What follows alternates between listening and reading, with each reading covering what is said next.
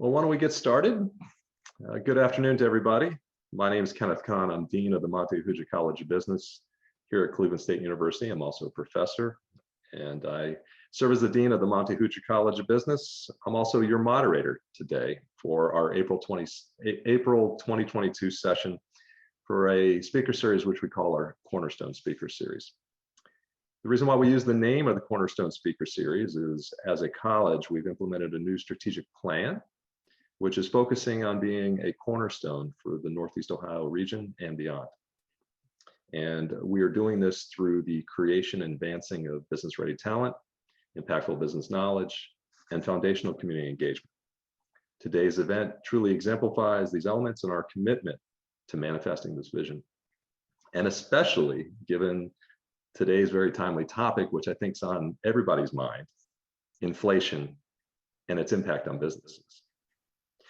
Joining our panel today, we have two individuals. We have Robert Rich of the Federal Reserve Bank of Cleveland, and we have George Mateo of KeyBank. If you'll allow me to give a little introduction to each of these individuals. Dr. Robert Rich is the director of the Center for Inflation Research and a senior economic and policy advisor in the research department at the Federal Reserve Bank of Cleveland. Before joining the Cleveland Fed in 2018, he was an assistant vice president in the research department at the Federal Reserve Bank of New York, where he served as a founding editor and contributor to Liberty Street Economics, which is the Federal Reserve Bank of New York's blog, and was the editor of the U.S. Economy in a Snapshot, the Federal Reserve Bank of New York's monthly update of economic and financial developments. Dr. Rich has an undergraduate degree in economics from Fordham University, a master's degree in economics from Northwestern University, and a PhD in economics from Brown University. Welcome. George Mateo is the Chief Investment Officer for KeyBank. He is responsible for establishing sound investment strategies for private and institutional clients, expanding internal and external research capabilities, and managing the delivery of solid, risk-adjusted investment performance. He also chairs Key's Private Bank's Investment Strategy and Oversight Committee. Prior to KeyBank, he had more than 15 years of investment management and investment consulting experience. Mr. Mateo has a BA from Wittenberg University in Political Science and Economics, an MBA from Weatherhead School of Management at Case Western Reserve University. Thank you for joining us. So our agenda today is we're going to have remarks from each of these two gentlemen. Dr. Rich is going to start, and then we'll have Mr. Mateo make some remarks. Each will take 15 to 20 minutes. And then what we'll do is we'll then have a Q&A session, and that will involve all our attendees. And then after that, we have one final question that we'll take that I will reserve at this point, and that will be our session for April. But I'd like to thank everyone for joining us. At this point, Dr. Rich, would you like to start off with some of your thoughts on our topic today? Thank you, Ken. Thank you very much for the opportunity to speak to everybody today. I'm going to bring up my presentation. So again, Ken, thank you, and to Cleveland State University and to everyone for the opportunity to speak to you today. Let me begin with the usual disclaimer, which is at the bottom of this page, which everyone can read, and is just simply there to try to make sure that I don't say anything that will get me into too much trouble. So I have a presentation today, and I'm going to break up my presentation into three parts. I think it's useful to begin by just a reminder of the definition of what we actually mean by inflation. I think that sometimes that definition may not be fully understood. I'll talk very briefly about that. I'll also talk very briefly about how we actually measure inflation, talking about the Consumer Price Index and the Personal Consumption Expenditures, or PCE, price index. And then what I'll spend the bulk of my presentation on today is really discussing inflation during the pandemic. So before I go into this, I think that there's one very important starting point, which is to understand that in a market economy like ours, we actually want prices to move. I mean, prices are, in fact, in a market economy, the mechanism for allocating resources efficiently through the economy. So movements in prices contain very important information for consumers and firms in terms of their consumption decisions, their investment decisions, their hiring decisions. And as I note here, the prices of goods and services change over time as well as relative to each other. And these relative price changes are really the signal in terms of how we want to allocate resources in an economy. So movements in prices, just as a reminder, we want them to move. They're informative and they're very helpful in terms of providing information to consumers and firms. So let's begin with perhaps a review of what exactly do we mean by inflation. And so I'm going to give you a standard sort of definition, and I'm going to underline two parts of that. And so as it says here, inflation is a sustained increase in the general price level of goods and services in an economy over time. And the reason why it's important to underline those two parts is, first of all, this idea of a general price level gets at the idea that you don't really want to think about inflation being associated with the price of a single item. So I know that sometimes we go and we see gas prices going up, sometimes we go and we say food going up or some other item, but the price of an item in and of itself is really not what we mean by inflation. When we're talking about inflation, we're talking about much more of a broad-based increase in the prices of goods and services. The other thing that's important to remember about thinking about inflation, though, is we're talking about an ongoing or sustained increase in this kind of market basket of goods and services. It's not a one-time increase, it's sort of an ongoing or continuing rise. So again, when we talk about inflation, broad-based in terms of the number of items that are increasing and the fact that these items are continuing to rise over time. And that's what we really mean when we talk about inflation. So very quickly then, people are probably familiar with this. How do we measure inflation? So the government agency, statistical agencies go out, they gather information on goods and services, and they create sort of a price index, which really is just the cost of buying a market basket for a relevant group. And that's essentially, what's done. We create a price index to basically monitor the cost of buying a particular market basket for a relevant group. But a price index in and of itself is not inflation. Inflation is really a growth rate or a percentage change in that price index. So as I mentioned here, inflation is measured as the growth or percentage change in a price index over some particular time period. It could be monthly, it could be quarterly, it could be annual. And again, it depends on what the particular horizon is of interest. But again, inflation then is some sort of growth or percentage change in a price index. In terms of probably price indexes and inflation rates that the audience is familiar with, for households, there are two primary price indexes: the Consumer Price Index, that's produced by the Bureau of Labor Statistics, the Personal Consumption Expenditures Price Index, which is the one that's actually used in the Federal Reserve's inflation objective, that's produced by the Bureau of Economic Analysis. Now, both of these price indexes are designed to measure the cost of spending on goods and services by households. There are some differences between them. I don't have time to go into it, but again, these are the two that are typically used to measure sort of consumer inflation. And again, with these price indices, what you can then do is calculate the associated inflation rates as this percentage change or growth rate in this particular price index. All right, so now let me turn to what I think is probably of greater interest to more people: inflation during the pandemic. What's happening? Where did it come from? What are those developments? Really want to focus in on this, and hopefully I'll do my best to explain to you kind of where we got to where we are. So the pandemic has been a central force impacting the behavior of inflation during the past 2 years. And what's important to remember is 2 years ago, there was actually a marked slowdown in inflation at the beginning of the pandemic. But as I'm sure everyone is aware, there's been a surge in inflation that started about a year ago. So I'm going to try to explain this and suggest that essentially there are two important components to explain why we've seen the recent surge in inflation. And the first very important point about this is to understand that within consumption, there was a significant shift in the components of consumption spending away from services into goods. And so I'm going to show you a graph in just a moment to highlight this. But the first thing to understand is the pandemic has witnessed a dramatic shift in the composition of consumer spending. We can break down consumer spending into spending on goods, things like new cars, used cars, apparel, furniture, electronics, and we can also break it down into spending on services like shelter, medical care, airfares, hotel accommodations. And this shift that's taken place in consumer spending away from services towards goods was really a consequence of the lockdowns and the social distancing measures that took place during the pandemic. So here's my first graph. This is sort of part one of my explanation. What I put up here for you is inflation-adjusted spending, consumer spending on goods and services. And what you can note is, looking around February of 2020, what you can see is that we basically saw a slowdown in both spending on services and goods. What really is notable here is that, first of all, services spending is generally higher than goods spending. But what has actually happened here, and to see this shifting that's taken place, notice that services spending declined. And as of this date, we still have not returned to pre-pandemic levels in services spending in the economy. We are still below where we were essentially 2 years ago. On the other hand, spending on goods has actually rebounded and is actually above, in some sense, what its trend would actually be.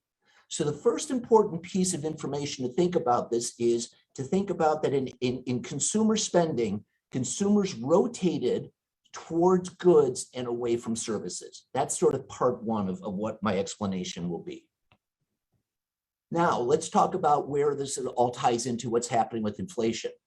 The recent surge in inflation reflects an imbalance between demand and supply. So again, demand continues even today to grow at a very robust pace. And what are the reasons for that? Well, as we remember at the beginning of the pandemic, there was very generous fiscal support and very accommodative monetary policy to try to ensure that the economy wasn't going to go into a very severe recession or even a depression. So we know there was very, very strong fiscal support, accommodative monetary policy. That's translated into pent-up demand and excess savings on the part of households. So that's where this very strong demand is coming from. It's a consequence of the actions taken by fiscal policy and the monetary authority. But as we're very aware also, there has been an emergence of bottlenecks and supply chain disruptions. But the key aspect of this is to understand that these bottlenecks and supply chain disruptions are occurring in the goods sector. So to highlight where I'm going to go with the next graph, I just want you to think about the following. We continue to see very strong, robust demand. We've seen a rotation in that robust demand into goods and away from services. But we now see constrained supply taking place in the goods sector.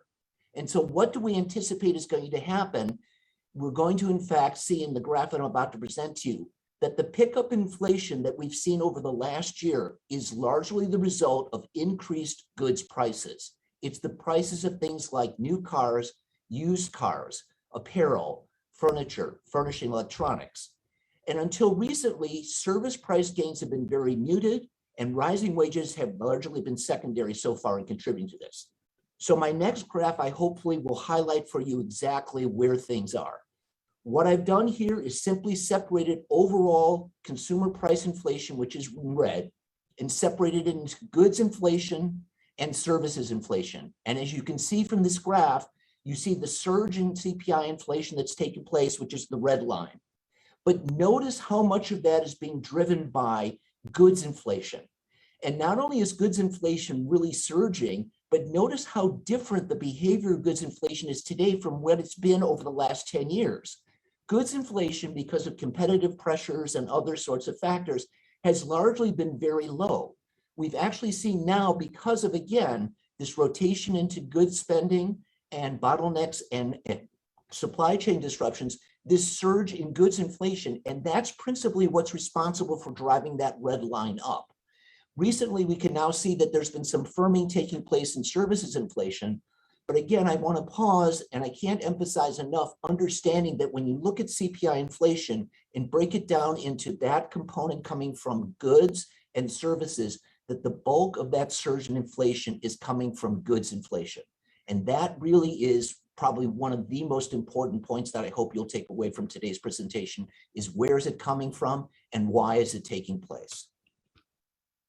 Okay, now let's talk a little bit more about the inflation outlook. So the high inflation readings were initially driven by a limited number of items. So you probably heard early on back in the fall how we talked about used car prices and new car prices, that being driven by sort of the shortage of semiconductors. What we've seen recently, though, is that the elevated inflation readings are now lasting longer than expected. All right, and so now what we've seen is a much more broad-based increase in the components that are sort of driving higher inflation. I don't have enough time to go into all of this, but let me just touch on some of these points. Perhaps you might have questions during the discussion question. What's going on? What does the inflation outlook like? What are some of the concerns? these are all things that probably people have heard about. There is a concern that we're going to return to the 1970s. There's also concerns, is there some onset of a wage price spiral? Obviously, the recent Russia-Ukraine conflict has highlighted and seen higher energy prices and food prices. And again, on top of all of this, we've seen recently, especially in Shanghai, the renewed lockdowns in China, which in all likelihood now are going to extend the supply chain disruptions and sort of push back where we expect all of these are going to sort of normalize. The last point I want to leave you with, however, is to highlight for you a particularly important indicator that we in the Federal Reserve look at in terms of monitoring the inflation outlook. And that's the important role played by longer run inflation expectations. And I may come back to this in some of my closing remarks, but there's a lot of attention that is now being paid to longer run inflation expectations. And the question is why? Why are we looking at this? Why is it important to monitor their behavior? So inflation expectations, it's important to understand that economic decisions not only depend on past and current events, but very much on what I think is going to take place in the future. And actions based on expected inflation will influence current inflation. It's sort of like a self-fulfilling prophecy in some sense. If I'm expecting higher inflation and I undertake actions as a consequence of that belief, I may in fact generate higher inflation. And expected inflation over the long run is important for setting up wage and price contracts and borrowing and lending decisions.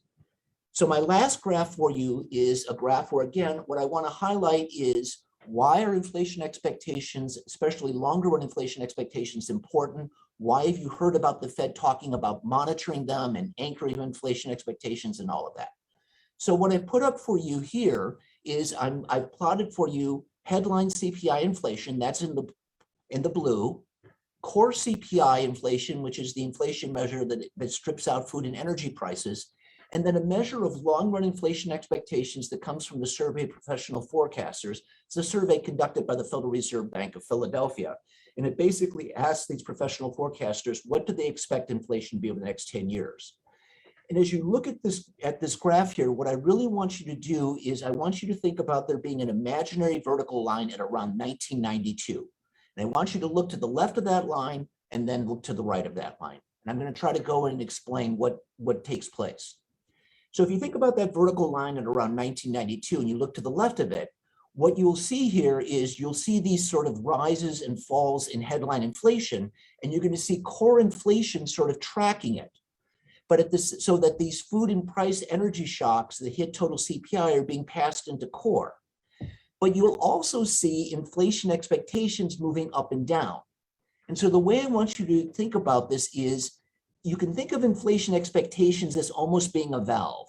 When inflation expectations are moving up and down, they will allow food and energy price shocks to essentially go into core CPI inflation. All right. So notice that as we saw long-term inflation expectations moving up, we see the blue and then the red line moving up and moving together. So notice how the two are moving in tandem to each other. Now, take a look at that vertical line in 1992 and look to the right of it. What you'll see now is, obviously, first of all, we'll see that inflation now has become much more stable. But notice now that as the blue line is moving to the right of that 1992 point of demarcation, notice that when you see the squiggles in the blue, you see core CPI really not moving very much. It's becoming very steady. But coincident with that pattern is notice how stable long-run inflation expectations have been. That valve has been sort of turned off. So these food and energy price shocks to the economy are not being passed from headline into core. This is exactly the reason why the Federal Reserve and other sort of individuals are looking at long-term inflation expectations. As long as they stay well anchored, as long as they remain relatively stable, as long as that valve sort of remains shut, we're very confident then that the current high inflation readings will eventually dissipate. So again, I hope that this graph really highlights for you, looking at the inflation outlook, while we obviously monitor a lot of indicators, why it's really, really important and what the attention that's being paid to long-run inflation expectations happen to be. So for the moment, then, that's going to conclude my presentation, except I'm going to take this as an opportunity for shameless self-promotion. And what I would really like to do is encourage the audience today. Starting back in 2018, the Cleveland Fed had an initiative and we created the Center for Inflation Research. We launched it in 2018 and we have a website. And in that website, there's content for researchers, policymakers, but there's also content for the public. We in fact have this nice section called Inflation 101 that talks about many of the things that I've been talking about today. And I would very much like to encourage the audience to go look at our website, visit the Inflation 101 section. You can actually sign up then and become part of a mailing list where we give quarterly updates to work that's going on in the Center for Inflation Research. But again, this website and our center is targeted to policymakers and researchers, but also to the public. And I can't say enough about, this is part of an outreach to the public because we really understand how important it is for the public to gain a better understanding of what inflation happens to be. So again, thank you very much for the opportunity to speak to you today. Again, I hope that my presentation has helped at least explain a little bit of what's going on with inflation. And again, I very much encourage you, if you can, to visit our website at the Center for Inflation Research at the Cleveland Fed. So with that, I will stop my presentation. Thank you again. Thank you very much, Dr. Rich. Mr. Mateo. Great. Thank you for the opportunity. And Dr. Rich, thanks for that great introduction to inflation. I know it's a very topical topic for sure. And I'm sure a lot of people took away a lot of it because I sure did as well. So what I'm going to do, that's a little bit about our outlook for the economy as well. Full disclosure, I'm not an economist by training. I took a couple of economic courses early in my career, but I defer to Dr. Rich for his expertise on the real technical aspects of inflation. But at least from where we sit, I thought I'd give you some of our insights in terms of our view of inflation, talk a bit about the economy and markets, maybe how we got here, and maybe a little bit more about where we're going to. So if I kind of walk you through a little bit of how we were thinking about the year that was kind of about to unfold about 4 or 5 months ago or so, our primary focus was the notion of inflation, and we've kind of characterized it as hot inflation, meaning that inflation might stay more elevated for longer than people might have anticipated and might like, frankly. We've also talked about crowded markets. I'm happy to discuss this in the Q&A if there's questions, but essentially we kind of came into this year with the fact that markets are somewhat elevated and a bit expensive. Asset prices in general are somewhat expensive across the board. And so when we combined hot inflation and crowded markets, we kind of thought this year might be a year of flattish investment returns. Not to say that we were in for a bear market per se, but overall, just kind of muted returns was kind of our outlook for 2022. So what Dr. Rich didn't mention, I think, and I'm just going to kind of maybe add on to a few things what he might have said in terms of the specific nature of what the Federal Reserve is thinking. When I take a look at what the Fed has done and kind of with their outlook both for the economy and inflation more specifically, I can see a few interesting trends here, and I thought I'd share that with the audience this afternoon. What I'm showing you here essentially is the Fed summary of economic projections. This is something they publish quarterly, and again, Dr. Rich would have probably the much more detailed explanation of how these are calculated and how they're derived. But from our perspective, we can observe essentially what the Fed is thinking with respect to a number of different important indicators. What I show here essentially are the last couple of forecasts. The gray bars indicate where they were forecasting trends to be roughly a year ago. So in March of 2021, that's represented in the gray bars. The dark black bars essentially are their forecasts as of the end of the year. And then more recently, as I noted here, they refreshed their forecast. That's shown in the red bar. So essentially, I'm capturing a couple different data series here, looking over different points of time. Chart on the left shows you essentially their expectations for inflation, their forecast coming into this year for 2022 and also for 2023. At the same time, they've also raised their forecast for what they thought interest rates be in response to inflation. And as we noted here, essentially, as we've seen inflation expectations pick up, some of the things that Dr. Rich mentioned really were kind of core to that with respect to goods inflation. We've also seen the Federal Reserve acknowledge that in terms of their formal recognition that inflation is moving a little bit higher, and as a result, interest rates will be adjusted accordingly.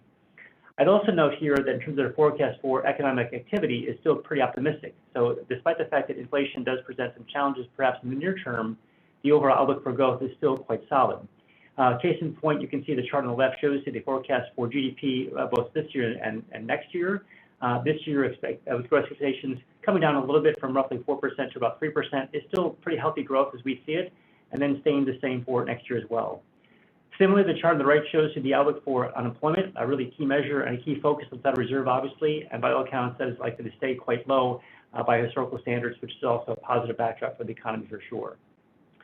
So I also would kind of walk through in terms of things that the Fed has formally said to us as investors and kind of thinking about their thoughts about inflation as well. If I take you back to August 2021, you can see essentially the Fed was talking about the fact that there are some signals of inflation that present some cause for concern. At the same time, at that point, the Fed suggested that tighter monetary policy, meaning higher interest rates, really could have been a mistake. And as Dr. Rich noted, there were things like inflation expectations being somewhat anchored, really no threats from wages, and really downward pressures of inflation as key readings for reasons why interest rates might not be moving higher in the near term.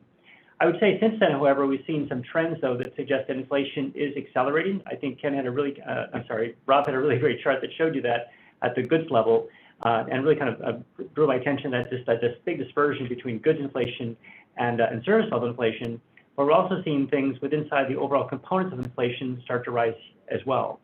This shows you essentially the number or the percentage of indicators inside that important CPI report that we all focus on every month, and in terms of the number or maybe the percentage of components that are rising more than 4%, or maybe under 2% or below 2%. 2%, I think, is an important threshold, and again, maybe Dr. Rich would agree with this, is that I think that's the unofficial target of the Federal Reserve for inflation on a long-term basis.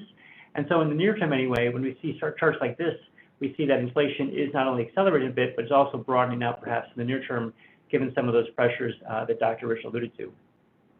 We've also noted the Federal Reserve has become a bit more hawkish. So since January, in a recent testimony in front of Congress, Federal Reserve Chair Jay Powell was out and said that he's willing to do essentially more to really try and arrest the pressures from inflation, taking away essentially some stimulus, raising interest rates and adjusting the economy going forward as necessary, again, to take inflation under control. So as Senator Shelby noted, he asked the question, back in the 70s, there were some concerns about the Federal Reserve perhaps overdoing things, perhaps actually raising rates a bit too much, causing recession. Not to say that Jay Powell and the Federal Reserve is advocating for that, but I think they are taking this inflation impulse very seriously right now, given his response more recently in Congress. So I'd also note in terms of attitudes towards inflation, I think it's important to recognize that we are not nearly at, and again, Dr. Rich mentioned this very well, we're not nearly at the levels as we were in the 1970s. This is some recent data that the Gallup organization released that actually try to calibrate how many people think about inflation, how serious it is. And so it is important to note that inflation expectations have risen a bit in terms of people mentioning inflation impacting their lives and their daily purchasing habits and so forth. But again, it is well up where it was back in the late 70s, early 80s for sure. So I think this is becoming a bit of an issue, and we're talking about that for this reason today because of that. But again, you can see what this looks like over a long period of time. And again, we've not really reached the levels that we were back in the 1980s. So one of the concerns that we have essentially is really what can inflation do for the state of the U.S. consumer. The U.S. consumer, of course, is a big driver of not only economic growth for our country, but really over the world itself. If you look, for example, rough estimates show you that the U.S. is responsible for roughly 25% or a quarter of the world's GDP. So the United States as a whole represents about a quarter of the world's output. China is about 16%, and then you can see some other economies representing somewhere in the mid-single digits or so. If I break out the U.S. consumer as a subset of the U.S. economy, that's shown in blue there, and it represents 17% of the overall world's economic activity. So effectively, the U.S. consumer is responsible for nearly 20% of the overall economic output. So if we start to see some deceleration in consumer spending, some adjustments in their overall behavior, we could start to see this have a worldwide impact, perhaps at a small level, but nonetheless, it's worth monitoring for sure. So again, the U.S. consumer is really key to this outlook, and I think the overall expectations around inflation are key to the consumer behavior going forward also. So maybe just quickly, how did we get here in our view? Again, Dr. Rich alluded to this very well. So I just have a few charts to show you essentially some of the things we've been watching. This chart shows you essentially the amount of stimulus that has been injected in the economy, both from the Federal Reserve and other central banks around the world, and also fiscal agents such as Congress and other agencies globally. I've showed you this in percentage terms, not dollar terms. The dollar terms, we have that available if there are questions around that. But to try and normalize these things with respect to the economy, we put this in percentage terms of the overall state of a country's GDP. So in percentage terms, the U.S. has stimulated roughly 50% of our economy in terms of stimulus payments, in terms of overall monetary support to the Federal Reserve. And frankly, this was absolutely critical. I mean, the economy essentially, as we talked about before, essentially ground to a halt in March of 2020 because of an unanticipated global pandemic. So it was absolutely necessary to perhaps provide that support, and it's been quite massive in terms of the overall response. Other countries have followed suit, so Japan, the Eurozone were no different from that, and we've seen how that played out over many years since then. I would also note that as Dr. Rich alluded to, we've seen just this explosion in demand. So coming off the recession of 2010 and 2011, based on the last real estate bubble, the overall state of the U.S. consumer was pretty healthy. Consumer spending grew at a pretty nice clip. But then as the pandemic hit, you can see a sharp deceleration down for a series of several months before accelerating quite meaningfully on the upside. This is a function of overall stimulus payments. This is a function of people probably being a little bit bored at home and needing to kind of maybe refresh their house a little bit. Dr. Rich mentioned this as well in some of his remarks, but we saw just an explosion in terms of overall demand for goods in particular, as he mentioned in some of his remarks. At the same time that the demand has been soaring, labor supply has actually shrunk. One of my favorite charts, Ken, is actually this thing called the take my job and shove it indicator, which is kind of affectionately known as the quits rate. This is measuring the amount of people, or the percent of people that are actually voluntarily leaving the workforce. They quit their job, perhaps in the pursuit of a new one, perhaps to do something altogether different, but they're voluntarily leaving their work and their place of employment. So measured as percent of the overall labor market, the quits rate today is roughly 3%, which is nearly an all-time high. And this suggests, again, that the overall demand has been quite strong, but the labor supply to meet that demand has a little bit been underwhelming and lacking. So where does this lead? As we talked about before, it's inflation. So again, we saw some numbers that just came out more recently that talked about inflation on a year-over-year basis. Again, I think Dr. Rich did a great job of characterizing that definition and putting those into context. But again, as we look at this, just to kind of set some expectations and provide some context for this, you can see essentially that right now the core CPI, the core consumer price index on a year-over-year basis rose nearly 6.5% in the last reading. That's well above its 20-year average. I think in the last 20 years, we enjoyed a period of significant disinflation. And it's also significantly higher than its long-term average of about 3.5% or so. So we are certainly looking at a situation right now where inflation is somewhat extended. And where do we go from here is probably the next question we should ask. So in terms of financial assets, I think it's important to recognize, as we see it, that interest rates could be at a pretty important inflection point. What I'm showing you on this slide essentially is a long-term trend of the two-year Treasury interest rate yield, and it's come down quite significantly over time. It's had a lot of ups and downs over this long period of time. This goes back to the early 80s, and essentially what I show you here essentially is a very simple regression analysis, regression line that shows you the trend over that period of time. It's been down. More recently, it actually has come up a little bit, and we're kind of right at that point, and I'm not a chartist per se, but I think it's important to recognize that we are kind of near that 40-year trend line, which could, by some people's standards, represent an important inflection point. This certainly has an impact on the financial markets this year. Kind of a busy chart here, Ken, but what I'm trying to show you essentially is the return on your portfolio if you invested in what we call the U.S. Aggregate Bond Index. This is an index that Bloomberg compiles. This is just looking at the price return of a large basket of fixed income instruments, bonds, if you will. And essentially, you can see all those squiggles over the course of the year represent essentially the price movement of a bond portfolio over the preceding 12 months. The dark black line that we've drawn there shows you essentially the year-to-date performance, and we're actually seeing a pretty significant underperformance for fixed income this year, where most bond portfolios are in the negative by some 6 or 7%, if not more. So bond prices have been impacted so far by higher interest rates. We would also note that stock prices have held up relatively somewhat better, but there are some concerns that inflation could be weighing on equity valuations. I think this is a really important chart maybe for your viewers to take a look at if they're thinking about overall stock portfolios and thinking about business valuations and so forth. What I show you here essentially is the groupings of price earnings multiples for the S&P 500 under different inflation regimes. So you can essentially pick your favorite inflation regime target where you think inflation might be and get a rough sense as to where stock market multiples might be based on that inflation expectations. There's definitely some skew as inflation is lower, that multiples can be justifiably higher. But as we start to see inflation creep up, maybe multiples will also have to come under some pressure to readjust for that new reality of higher inflation. I'd also note that there are some concerns that people are paying attention to, something called the yield curve. So to walk through this for a little bit of time, this is something that really I think deserves a bit of mention. Normally, when we look at interest rates, we typically see we start to see longer-term interest rates yielding at a higher rate than the short-term interest rates. And that makes sense because investors or lenders that are borrowers that are extending credit to people, if they expect to be paid back over a long period of time, they expect to be compensated for more in the form of a higher coupon or a high yield. So normally it's not surprising to see long-term rates above short-term rates. Typically, as the economy starts to slow a little bit, long-term rates actually kind of stay high or maybe come down a little bit. Short-term rates need to come up as the Federal Reserve adjusts policy. And we do have these things known as inverted yield curve, where essentially the short-term rates are above that of long-term rates. And so when that happens, people have often signaled that this might be a precursor for a recession. It's curious this time when we look at two different yield curves, the difference between a 10-year Treasury and a 2-year Treasury, for example, the curve is fairly flat. There's a slight bit of positive yield between a 10-year and 2-year today, but essentially we've got slightly inverted just a few weeks ago. Another way we can look at this is the difference between the 10-year Treasury and also the 3-month Treasury yield. And by that account, it's slightly positively sloped. So again, the difference between long-term rates and short-term rates is somewhat normal. So the question we're trying to ask ourselves right now, and many investors are too, is which one do we follow? What does this mean? And I think for us, we suggest that maybe this does suggest that rates might move a little bit higher. This is an inversion that is fairly unusual, I would kind of point out. So this is somewhat of an unprecedented environment we're in right now. But from our account, we still see the economy growing quite nicely. As I talked about earlier, the Federal Reserve, I think, tends to agree with that.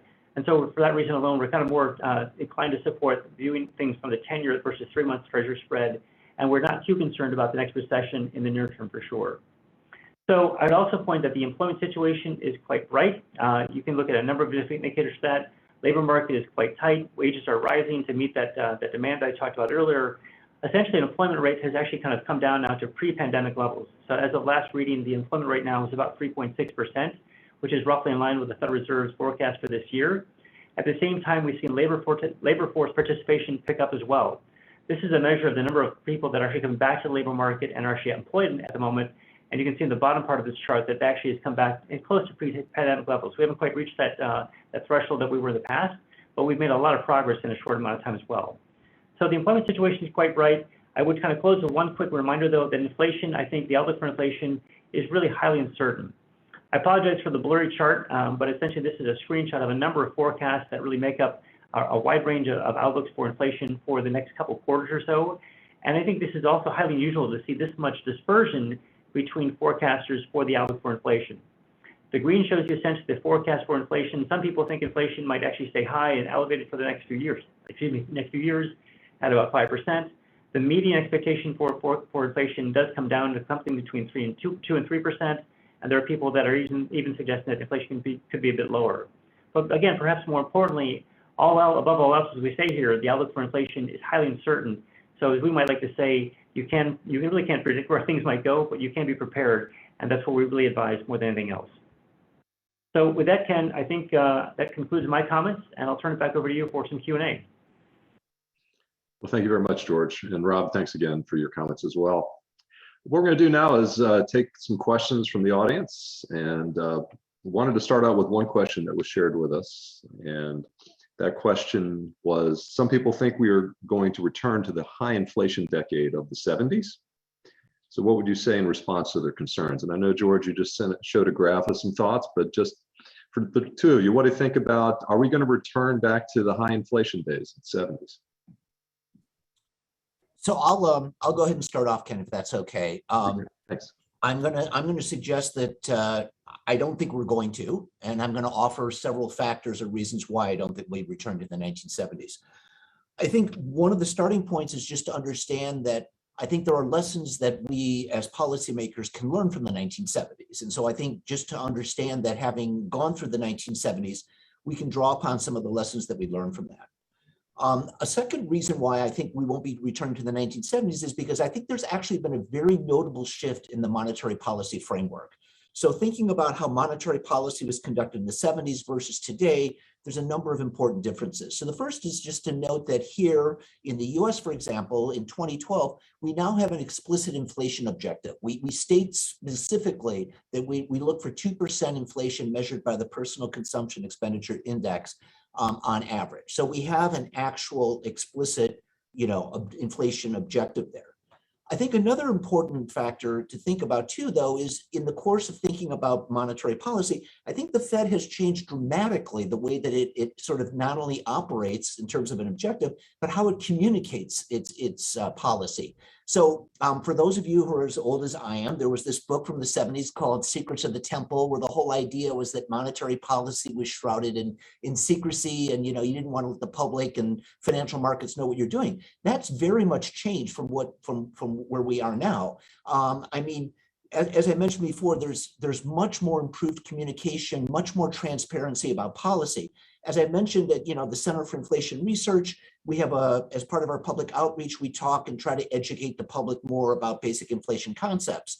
But then even in terms of the FOMC itself, I mean, we have the summary of economic projections that George was just quoting from, right? This is actually letting the public and financial markets know what the thinking is in terms of the FOMC members. So there's very much a recognition that there are gains in efficiency from monetary policy, from actually communicating and trying to enhance communication and to work in unison sort of with markets and consumers rather than sort of keeping things somewhat quiet from them.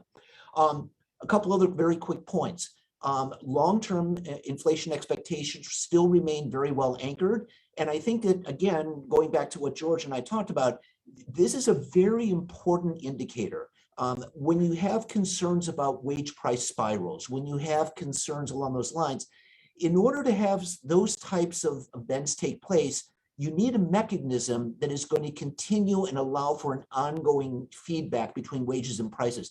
That really is expectations. And as long as those expectations remain well anchored, that is really going to help sort of dampen the propensity for that sort of spirals to sort of take place.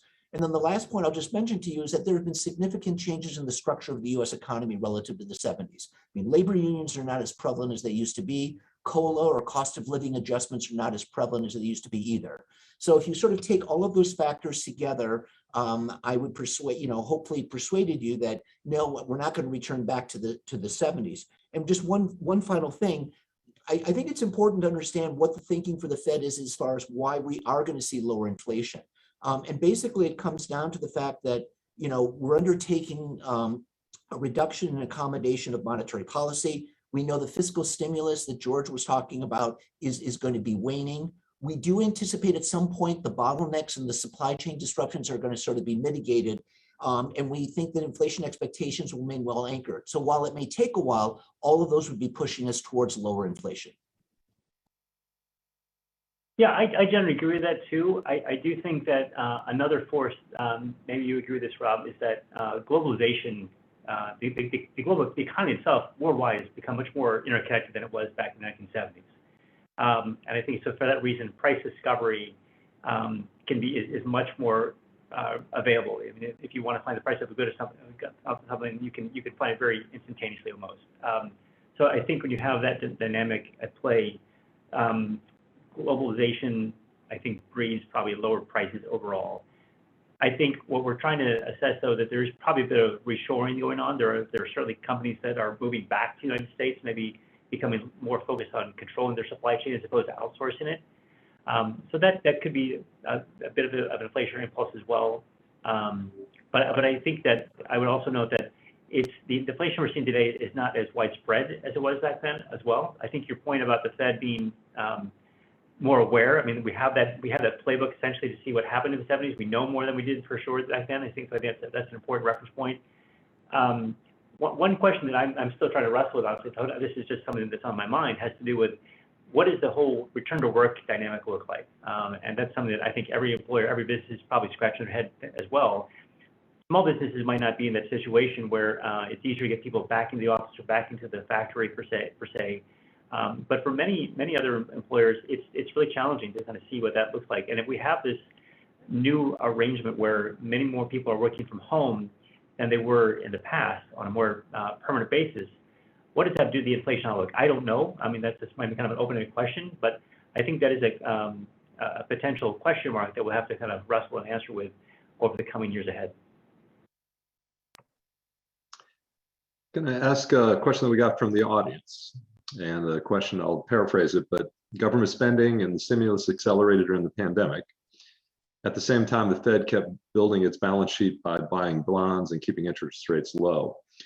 Let me say, what do you think about the responsibility the Fed has for not moving quick enough? Did they move fast enough? Thoughts on the responsibility of the Fed with regards to inflation? So, first of all, it's a great question, I'm glad that it was asked. It certainly is the case that as we looked at developments during the pandemic, there was a belief that the higher inflation readings that we started seeing a year ago There was a belief that they were largely driven by a few items, and that they were going to be, and I know this is a word that I shouldn't use, but they were going to be largely temporary or transitory. That was the belief. It has turned out, for a variety of reasons, that it has been the case that inflation has broadened in terms of the segment of the goods and services that are rising. We certainly also have seen that supply chain disruptions and bottlenecks have persisted for longer than we were anticipating. So, at the time, our belief was that, that initial rise in inflation was not going to be sustained. It turns out that, it did turn out to be greater than what we were anticipating. And we have now communicated, I think, as much as we can, in terms of what we are going to do from monetary policy in terms of addressing the inflation concerns. We raised our policy rate at the last meeting. The summary of economic projections indicates that we are going to sort of be removing monetary policy accommodation during this year and into next year. And then again, the forecast is that the fiscal stimulus, those effects from last year are going to be waning this particular year, and that we hope eventually bottlenecks are going to sort of be dissipating, and same with supply chain disruption. So has it turned out that we were surprised that inflation turned out to be higher and has lasted longer? Yes, we were surprised by that. But obviously, we're now in a position where we're doing what we can to try and ensure that we get back to our dual mandate objectives, and in particular on the inflation front, reaching that 2% inflation objective on average. I would just add that I think that's a fair assessment, a fair characterization. I think, as we see it, in retrospect, it's much harder to reopen an economy than it is to close it down. And I say that kind of glibly and a little tongue-in-cheek, of course, but it's easy just to say, everybody go home, stop traveling, don't go outside. But it's hard to reopen things, and there's just all types of unforeseen consequences of that. And so I don't think anybody had a real great crystal ball with this. I think the Fed did a tremendous job, frankly, to prevent a far worse outcome. And that's the counterfactual we don't talk about. And it's hard to know for sure, right? But I think had the Fed not been as aggressive, as responsive as it was in March, April, May, June of 2020, who knows how things would have played out. We'll never know. But I think everybody's been kind of scratching their heads as to how to manage the situation from here. And I do think that policymakers in general have kind of felt that things need to normalize, but there's also been a whole raft of things that are still unexpected. I mean, how do we manage a pandemic? And we're still kind of struggling with actually how to get back to work a little bit, if you will. We're still struggling to kind of understand mask or no mask and all these other things that come with this. I'm not trying to make a political argument there, but I just think that I'm trying to demonstrate or kind of indicate that there are so many uncertainties that we just don't know how things play out. So I think in that regard, we have to understand that policymakers themselves are dealing with a tremendous amount of uncertainty these days as well. So if I could just, Ken, if it's okay, let me just add one.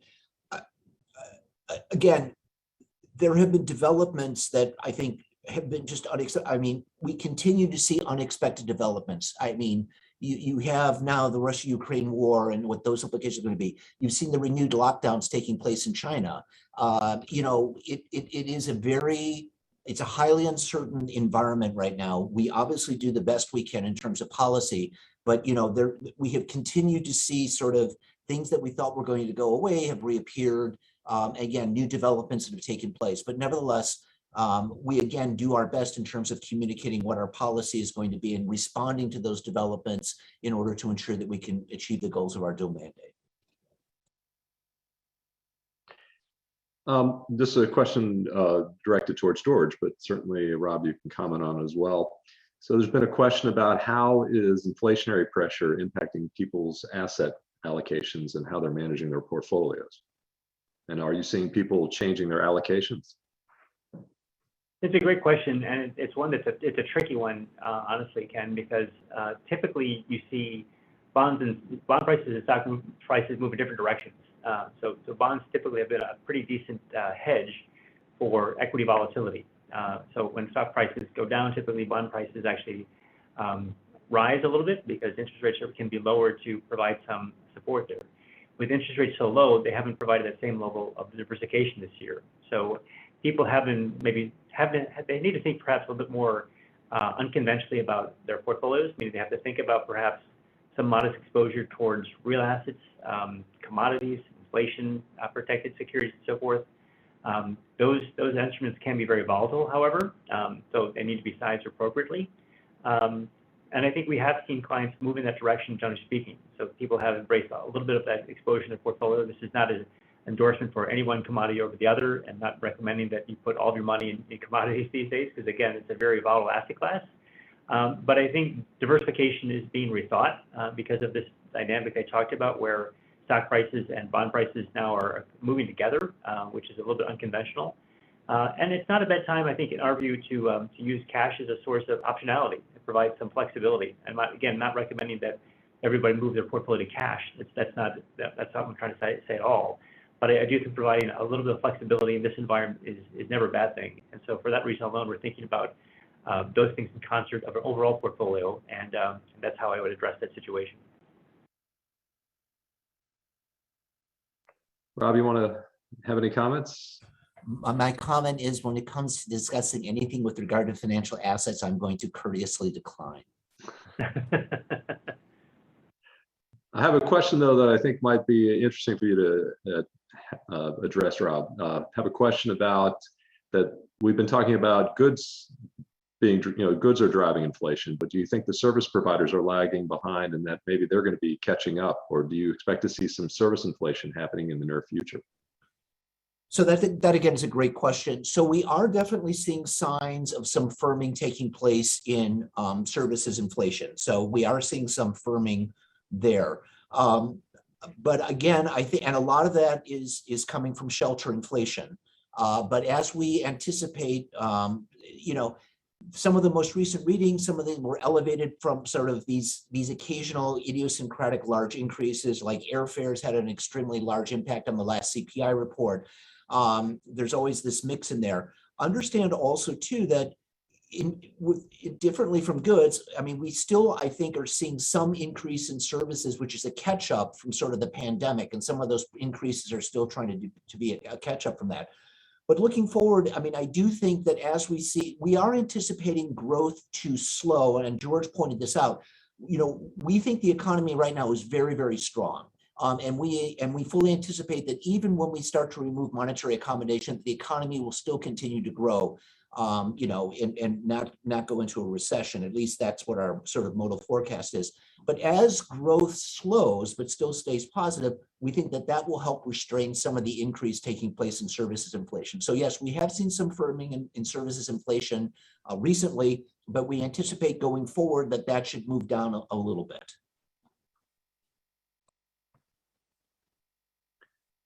George, any thoughts?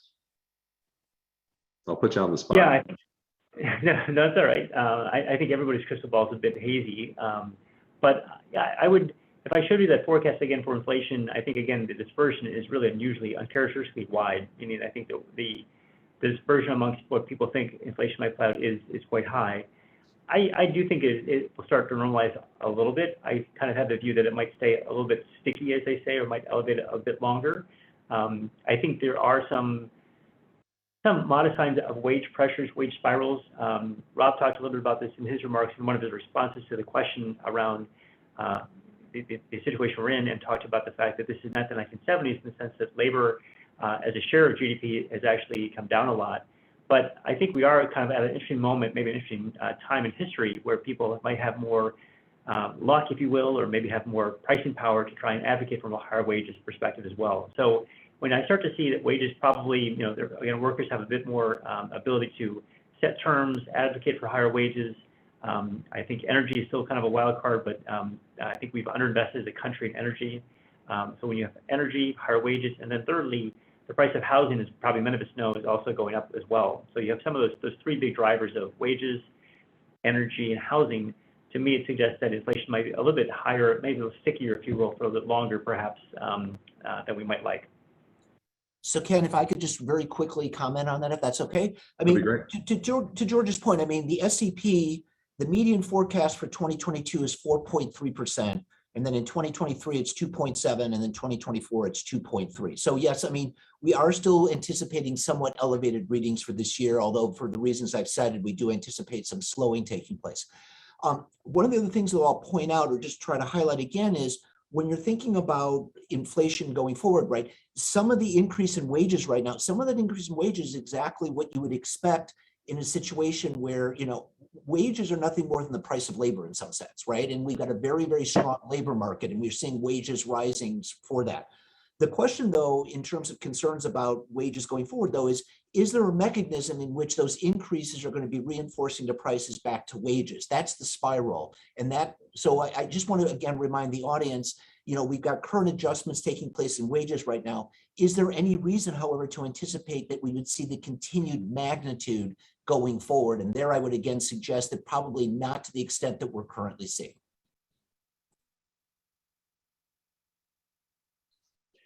Well, thank you both. We're coming up on the 1 o'clock hour, and I would like to ask one more question. And I'm interested to hear your thoughts on what's one thing you'd like our attendees to take away from today's session. So Ken, I'm going to cheat. I'm going to give two. Okay, so that's great. That's great. I'm sorry. That's fine. I think the two basic. Everybody gets a bonus. It is inflation. It is inflation. Thank you. So I think the first is just to remind the audience what we mean by inflation. I mean, it really is thinking about broad-based increases in goods and services on a sustained basis, not the price of an item going up.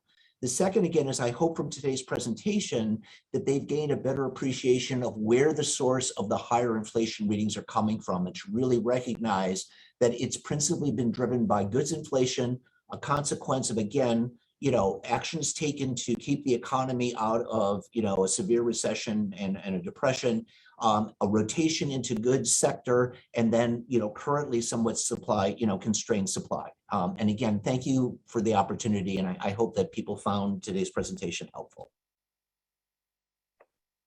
George? Well, Rob took two, so do I have to do one or two? You have the choice. All right, well, I'll stick with one. I'll just kind of close and remind people of some of my quick comments, I think, near the end of my presentation, which is, again, the outlook right now is highly uncertain. I do agree with Rob that things are normalizing, perhaps at a modest rate, but I think we have to be mindful of the fact that there are still a lot of unknowns. I tend to be more of an optimist in general, so I'm really a big believer in what we call human ingenuity, meaning that innovation can happen at a pretty nice clip, and that provides a ton of economic growth and prosperity. But at the same time, we are in a moment right now where there's a lot of uncertainty. So for that reason, I think nobody can really predict where we're going, but I think if you prepare for a lot of different outcomes, you'll be better off in the long run. Well, I'd like to thank our two panelists for joining us, Dr. Robert Rich with the Cleveland Federal Reserve Bank and Mr. George Mateo, Chief Investment Officer for KeyBank. Gentlemen, thank you for joining us today. And I'd like to thank everyone for attending our April 2022 session, Cornerstone Speaker Series session. So thank you so much for joining us.